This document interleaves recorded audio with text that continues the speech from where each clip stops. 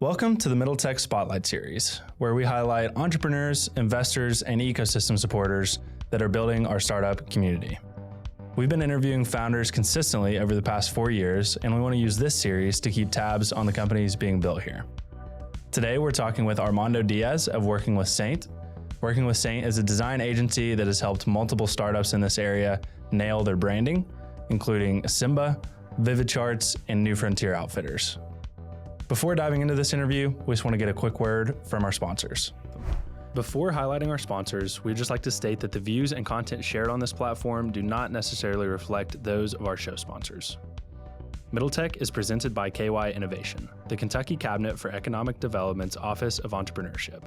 KY Innovation exists to support and develop Kentucky's startup ecosystem, and we are proud to be supported by an organization whose mission aligns so closely with ours. If you're a founder building in Kentucky, you need to check out the resources that KY Innovation has to offer. You can find more information by clicking the link in our show notes or going to kyinnovation.com. All right, we are here with Armando Diaz of Working with Saint. His first time on the Middle Tech podcast on the Spotlight Series. Not the first time we recorded. Unfortunately, I kind of had a little bit of a screw up there and didn't get the first time we actually recorded. But we got to do it in a cooler location now. So big shout out to our friend JP Blevins for letting us use the space to record. We've got this awesome backdrop here, and we're excited to be here with you for a second time. We've got some new stuff to talk about too, even since we sat down the first time. So we're going to cover all of that. But just to start, let's start by going over what is Working with Saint. Yeah. Hey, thank you all for having me, JP. Thank you for the spot. So we're a creative agency based in Austin and Lexington, and what we do is build brands, products, and experiences for businesses. Sometimes they're nonprofits, sometimes they're early stage startups, and every once in a while they're Fortune 500 companies. So that's what we do. At the core of it, we are really good at branding, and we know that everything is branding. The emails you open, the packaging that you tear up, all that is branding, and people pay us to help them become more strategic with whatever design they create. What is the essence of branding? So, there's a lot that goes into it. So in the most simplest terms, what's branding to you? Yeah, branding uses design to solve business problems. How you solve those is maybe through psychology, maybe through marketing, through analytics. But whatever strategy you use, at the core of it, branding is meant to bring a business opportunity to whatever sector you're tasked on solving. And talk a little bit about what draws you personally to design and to branding. And just a quick anecdote for listeners. I love just telling stories of how the startup community is connected. You and I got to have a class together at the University of Kentucky, and you always stood out as one of the students that was just making like really cool shit. So what is it about branding, about design that inspires you to do that? Yeah, that's we went to school together, and I always forget that part. And I think it's like Logan was unforgettable. No, don't take it like that. Sorry, no, cut that out. The reason why I forget that is because I will say this: I love the University of UK. All that. Yeah, thank you. Great design school. But when you're in design school, it's very much a vacuum, and this is being an owner of a creative agency. It is a people business. And in this business, you're tasked with managing relationships, managing the business objectives of that quarter, and somehow communicating all that to your creative team. So you're like a diplomat. You represent your client, but you also represent your creative team. And so jumping into this right out of college was something that was very eye-opening for me, learning more of the business side. And that was a huge challenge because in art school, it's completely different. You learn more psychology, you learn more strategy, more branding, all that, whatever. But when you're the only person in the room that speaks design and can speak the language of branding and knows what exactly it's supposed to accomplish, that's the fun part. And that's the type of environment I try to find myself, where our team is the only team that speaks branding and can help be that missing puzzle piece to any organization. Yeah, I love that. It's all about, translating and communicating what you know and what you've learned from your design background into making it this beautiful design that you deliver to the client. It seems like magic when design works well. But you just recently started working with Sam. Maybe I shouldn't say recently, but we've been following along kind of this whole time, getting lunch together, keeping up with you, hearing what you're doing. Let's kind of start by talking through your journey to starting your own business, how you arrived at that point where you felt that you're ready to set out on your own and do your own thing. And then I want to talk through what that's been like for you as well. Yeah, that's a great question. And thank you for giving the space to say this, because this is a service-based industry and we will always be capped by the amount of time that we have available based on our team. That's not to say there are different ways to rethink the model and rethink how you can grow your revenue. In this line of work, there is a gap to close. If it's really cool, you close a 100K contract, 200K, but you won't get that cash up front. You probably get it in installments after you hit certain milestones. And so when you're in that type of scenario, you have folks to pay, you have deadlines to meet, and you still have to outperform everyone else. What I've learned along the way is try to focus on recurring revenue, find different ways to share your knowledge. So sometimes, we launch brand guidelines for free, or we find ways to monetize through Figma plugins. But this industry and this line of work has helped me rethink my brain in terms of, okay, we can go after these really cool contracts and close these big deals, but I need to be proactive and I need to be more on the offense side when it comes to increasing our cash flow. It's easier said than done. It's taken us a while, and it's this type of thinking that has helped us pace ourselves and do cool things like blank design, where we can, have our own eclectic events and talk about branding and still push forward in the design space. So that's kind of like the story of you figuring out how to run a business once you started it. Prior to that, you were at App Harvest, you were at, other brands. When did you make the leap to start working with Sam? Why did you do that? Yeah. Now I think what was eye-opening for me, I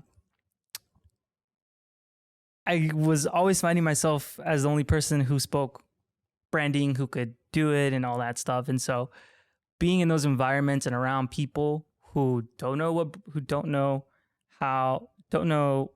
branding could, what opportunities branding could bring to them. I came across a really cool startup called Simba, and Simba paid us, but they were our first client technically, like on paper. They paid us to rebrand them. And it was super small. It wasn't like all full throttle. But from that experience, it definitely opened my eyes. And then after that, it was with Vivid Charts, and it was cool because I remember to this day, they were needing social media assets. And I remember looking at their branding and I was like, this isn't scalable. They're moving at a very fast pace. For them to, have an effective way to represent their product, explain how their ecosystem works, they need better branding. And not only do they need design, they need language, meaning writing, taglines, descriptions, all that good stuff. And at that point, I realized I could put a team together, and the budget kind of was there to assemble a small team. And that was cool because now instead of pocketing all the money and just whatever, I do it all, I realized I could kind of delegate this, split this work up, and then move on to the next project. And that was the bulb in my head. I was like, okay, I can do this, and it's cool. It's a cool experience to be in kind of this triangle: design, business, people, and just bounce back and forth. So Simba was a software company. So when I started that, I had a co-founder, Ryan, and a technical co-founder, and I knew that design and branding was going to be one of the ways to differentiate ourselves in an industry that was legacy. The user experiences sucked. And so I really wanted to stand out. And so, we knew each other. I saw your work and we started working together. We happened to be a software company. How now does your client list break out? Are you still focusing on that niche of software companies? And, the catalyst might have been, a random connection with me, or, how have you gone about finding clients? Yeah, that's also another great question, because in this business, the amount of leads that you can generate, inbound, outbound, you live and die by that. And that can be very overwhelming for teams. And the other part is I am the face of the sales, and that's really cool and awesome. I am really good at training design teams and language teams. Scaling a sales team is a completely different ball game. And you have to find people who can either complement your type of strategy. For me, it's outbound. I love shaking hands. I love meeting people. I love doing stuff like this. But finding people who can complement this has been very challenging. And it's not easy. And again, this is a people business. But to kind of like go around all that, generating sales for us, we've learned referrals have probably been the best way. And we know that we can only take on a certain amount of work through every quarter, because we still have to turn a profit. We have people who are invested in us, and those are our employees. So we have to make sure that we can take on a certain amount of work. And I've learned some very hard lessons where I say yes, yes, yes, yes, yes. And, that 30% profit turned into 10% in about a week. So it's this push and pull. And it can be overwhelming, but I can say this, in the years that we've done this, we've charged more. And when we do that, the quality of work goes up, and the amount of deliverables that we perform on, or the deliverables that we've been tasked with, do really well when we pass those over to the clients. So maybe that's a website, email campaign, brand guideline. We have limited the amount of work that we've done, but we charge more. Yeah, you raise the stakes. Yes. By not selling yourself short. So you have to live up to that, and you perform under pressure. Yeah. Which is why I love this. Yeah. Some people might think I'm crazy, but this is fun. It's a rodeo. It's like a roller coaster. I feel like I'm on a rock and roll tour, and it's amazing to see my team perform every single day. It sounds like you've learned a ton since starting the business. And this is, correct me if I'm wrong, but your first kind of business venture, yes. First time setting out doing your own thing, which is oftentimes very scary and full of uncertainty. If you could, where you are now and what you've learned in your business, if you could go back to younger Armando, back when you were about to start this company, and just give him a few nuggets of advice, what would be some of the advice you would give to your younger self before setting out on this journey? Yeah. Oh, that's a good one too. You have to be very patient with your milestones. That's like number one. We're not a tech company yet, or we don't have our eyes set on anything like that. So it's a different model. Again, it's a service space. So your milestones are completely different. And what you can't, that's like my number one thing that I would tell myself. The second part, this has a lot to do with customer service. So you have to be present and mentally available for the people you represent. And the third part, don't be afraid of very tough personalities. What I mean by that, we work with founders and executives and stakeholders who see the world completely different than the regular person. And they are on a different frequency. Their conversations could be 5 minutes, they could be 50 minutes. And to be able to lead a conversation, ask the right questions, and show up for them, I would tell my younger self to hone in on that skill and be honest with yourself along the way. What's your take on the Kentucky design ethos and the landscape and the ecosystem? Or is that in our veins? Are you trying to get it to, what point are you trying to get it to, and where is it at today? Yeah, that's something that we're constantly talking about internally as well with our team. From a branding and like cool experimental design, this is the best place. Like if you want to find cool design that no one else is doing around the world, it's here. There's one of the coolest artists and designers in town is Robert Beatty. Robert Beatty has done amazing work for The Weeknd, Tame Impala, all these big people, and really cool work. And there's a lot of artists like that in this city. And so this place is I think Lexington is so unique that you're always going to find some sort of design inspiration. Now, taking those types of people and placing them in an agency where we use design to solve problems, that's where it's tricky. And so I guess a better way to say it is the artistry, the craft is really cool here. The actual design thinking and principles, you're going to find that more in bigger cities, New York City, and LA. Why is that? I was going to ask, contrast it to places that are better known for design like LA and New York. Yeah, I think part of it is, I think part of it is the industries that are here are not prioritizing design. and there are not like hot new tech companies like bubbling here yet. And so like Big Ass Fans. Yeah. Good example. They have a unique brand. Yes. They obviously built a great brand, but it's one of those brands you look at and it's just like a donkey with a big tail. And you're like, you know, it's not necessarily something you'd find in New York City. Right. But it worked really well. And they had a very large exit, mostly because of arguably branding, because they basically rebranded white-labeled a product. Yeah. And so that's maybe a good example. Yeah.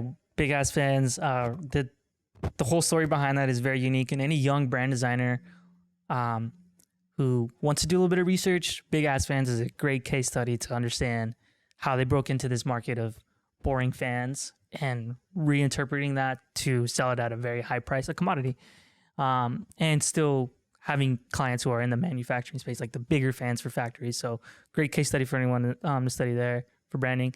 I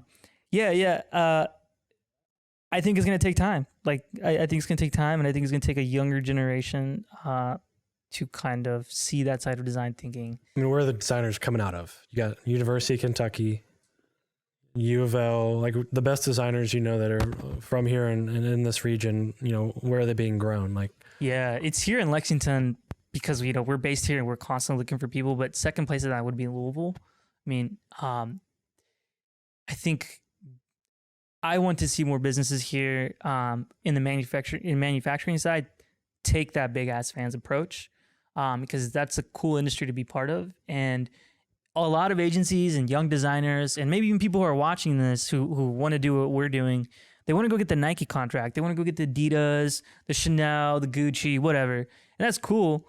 But I think it's cooler for us. We think it's way cooler to rebrand a steel mill and reinterpret their message for a different audience and help, find a different channel through branding. And so our team sticks to that model of looking at industries in Kentucky who may not be sexy. Maybe they're not a hot startup. They're not building the coolest rocket ship and sending it to the space.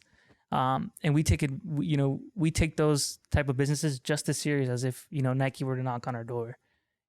I love that. And the first time we sat down to record one of these, one of the cooler parts of the conversation we got to have was around generative AI. So I think we should revisit that part of the conversation. So maybe let's just start kind of broad, just your thoughts on generative AI as it relates to branding and design and what that's going to do to the space, what it's going to enable, what it's going to, maybe hurt or take away from the space, and then lead that into what you guys are doing with it at Working with Saint. Yeah, I want to big disclaimer. We appreciate and embrace using AI. We use it in our workflows. I'm not going to lie here and say, oh, we reject AI and this and that. There are really cool tools and ways to use it. A lot of our animations on our website, we ask ChatGPT to help give us keyframes and scripts to plug into After Effects. That's cool. That's cool that ChatGPT gives us the opportunity. Elaborate on that just for a second, because that sounds interesting. You did what now? Yeah, you can. So on ChatGPT, you can ask certain prompts, and basically to help you write code for specific different speeds. So if you want to go ease in, ease out, if you want to also scale different images, it saves you a lot of time. And there were already other plugins that did this, but you have to buy it and all that. And this is like a cooler way to speed up that process. And I love using ChatGPT to save us time, mainly for CSS animations. And that's like the cool part with talking to this thing. And the other cool part is we love leaning on ChatGPT to do research for us. So you're a SaaS platform. We have our places, our buckets where we go and do research, which is not Pinterest. We don't use Instagram for design research. That's like amateur level. We go to the books, we pull our archives, and we use ChatGPT to web scrape things that we can't find when we start Googling. And there's only a certain amount of time. So we use ChatGPT to improve our research along the way. So with generative AI, right now, the tools that I think are interesting or I think have potential is mainly related to language and copywriting. That's cool because you can use ChatGPT to help create taglines when you have the tone of voice, when you have you have your verb category, you have adverbs, and your grammar ready to go. it's still at a point where you still need a designer or a creative person behind the wheel. But I'm hoping in the future, the initiative and the process that we share with everyone, I'm hoping a founder, a small coffee shop owner, or someone who's ready to start their business, I'm hoping they can quickly pick up on ChatGPT and build a tagline that's like solid and that they can use to advertise their business. Yeah, I think being able to supercharge individual founders or individual employees with artificial intelligence is, I think, at least at the stage we're in with it right now, that's where I see a lot of the potential and exciting things happening around it. But to transition from artificial intelligence to more kind of real world stuff you're doing right now, let's talk about the branding event that you're putting on. So talk about that whole thing, how you came up with that idea, what it is, all of that. Yeah, it's one of our coolest events that we launch every year. And basically, in a nutshell, we rebrand 3 startups or nonprofits, anyone who's in early stage process in their business. We rebrand 3 folks live on air. It's a 6-hour sprint, and so in those 6 hours, we have to launch all 3 brands. And in those 6 hours, we open up our Figma files, we open up our processes, and we share our screen the entire time for audience members to tune in and learn how they can build a rebrand by a world-class team. It's very rewarding. It's something that makes us excited because we get feedback from the community, from the world, on how to improve our processes as well. And that's something that's very valuable. A lot of agencies are known for hiding their processes and being elite and like exclusive. And frankly, the world has changed. Yeah. And the idea of being a gatekeeper, that's slowly fading away. I think where gatekeepers are in this industry is definitely in the sales side. If you're an agency, you probably, like a big agency, 10 million and up, you probably control a region in terms of sales, and not a single contract goes through you without you not knowing about it. So in terms of the knowledge side, it's like a free world now. And Blank Design is kind of this cool model that, hey, the more we share about our processes, the more we get feedback on, the better our team gets and the more revenue we're making. It's also just a great lead magnet. A lot of people that apply actually don't really care to get it for free. They just want to know our process. And so that's a good way for us to not be going to every single event and shaking hands and like firing up that newsletter every single day. Us to have this really cool event in the middle of the year and just plan out our sales cycle for the next 6 months. Scalable stuff like that is super powerful, whether it's podcast, live streams, webinars. You've got to figure out how to do as many of those as possible. That's super. I haven't seen that. It's a super creative model. So are you, where do you stream it? And give us like, when's it happening? Yeah. August 31st, 9 a.m. Eastern time. For our folks on the West Coast, I think that's 7 a.m. But fear not, it's jam-packed. We're going to have great speakers all throughout the entire day. And that's August 31st. It's on YouTube. Twitch didn't want to do business with us this year, so we, decided to go with YouTube. So. And say the name of it again. I blanked on the name right as I started talking about it. Blank Design. It's perfect. Unscripted. All right. Blank Design. You can find it on YouTube. 9 a.m. is when it starts. You're doing 6 hours of this? Yeah. And you're going to be like on live 6 hours, like cranking out some designs. Live, baby. Building in public that's like definitely a new trend. You're right. And I think what that does is it helps people, understand who you are, but it builds trust. If people can see the process, then they respect the process. Mm-hmm. And that idea of building in public applies to any sector, any model. I don't care if you're an e-com brand. Try it out. It doesn't cost you anything, and you don't have to be fancy. Even a Zoom call goes a long way. And for those who, you want to pitch it to your bosses, and they still push back, it's a great way to develop relationships with potential leads and or future hires. Yeah, I love it. I think it's very creative, and I think it's something that you don't see many other design firms doing. All right, so as we kind of wrap up this conversation, we want to end things with this Spotlight series. The whole goal of the Spotlight series is to follow businesses through their growth and through their iterations and their evolution being built here in Kentucky. So we talked a lot about what you've learned through this entire process. I'm sure you still have a grand vision that you're chasing after with working with Saint. Let's talk about what that vision is. So you can talk as broad or as narrow as you want to, but let's kind of talk through that and then finish on, what does the next 3 years look like for you? Yeah. I will say this. I think the creative agency space will change dramatically, where the only big players at the top who have like 300 employees are doing the contracts with Nike and Google and Apple. They're playing a different game. It's a different world. But the folks who are in this lane that I'm in, I think the industry will change where it will probably it'll look more open source. And I think there will be more fragmented agencies, and there won't be this huge conglomerate. And I think that's a cool part for design to be improved, or design knowledge to really excel. And I think it's going to be really good for customers as well, to have multiple options to choose from versus just one big conglomerate. I think that's cool, and I think that's something that will not happen overnight, but based on numbers and based on the history in the design space, it looks like it's headed that way. For us, we love the service space. We love people. This is a people business. It's not for everyone. For us, in 3 years, we want to be at a better place where our cash flow positive numbers are very exciting and enticing. We can keep up with blank design, and we can find different ways to monetize within the creative agencies, the branding space. And we think one of those cool ways is building our own Figma plugins, whether they're free or we end up monetizing them. But we think, and I think my responsibility is to keep listening to my branding team and build as many tools for them as possible to do the best job that they can. I think my role in this company is changing into a greenhouse. I'm not trying to be the tallest plant in the room. I'm just trying to create that environment for my team to thrive.